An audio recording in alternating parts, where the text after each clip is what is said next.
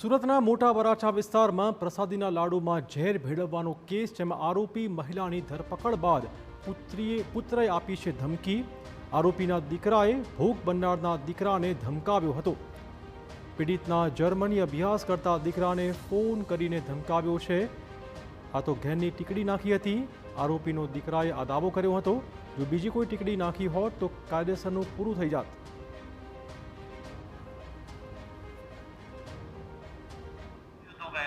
પપ્પાને એવી રીતે વાત કરી કે પપ્પા આપણે બધું અંદરો અંદર છે, આપણે ઘરનું થાય, એના ઘરનું જાય, એને દુઃખ લાગે, બધાને દુઃખ લાગે, એની ક્રેડિટ જાય, આપણી ક્રેડિટ જાય। બેન તો મળે હું લાડુઓ મળ્યો, આ તો બચી જાય। હાલો આપણે આવી રીતના ઘેરની ટીકડી નાખી હતી, માથાની ટીકડી નાખી હતી, વસ્તુ સમજી લે, સમજી કે કંઈક બીજી ટીકડી નાખી હોય તો કાયદેસર આપણે પૂરું થઈ ગયું હતું, વસ્તુ સમજી લે।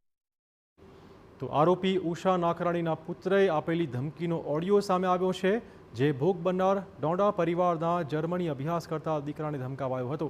હકીકતમાં તે સમગ્ર મામલે સમાધાન કરી લેવા દબાણ કરતો હોય તેવું વાતચીતમાં જણાઈ રહ્યું છે। આગળ તે એમ પણ ધમકી આપી રહ્યો છે કે જો આપણો આવો કોઈ ઈરાદો ન હતો અને એવું કરવું જ હોત તો આ કોઈ આવી દવા ન નાખે।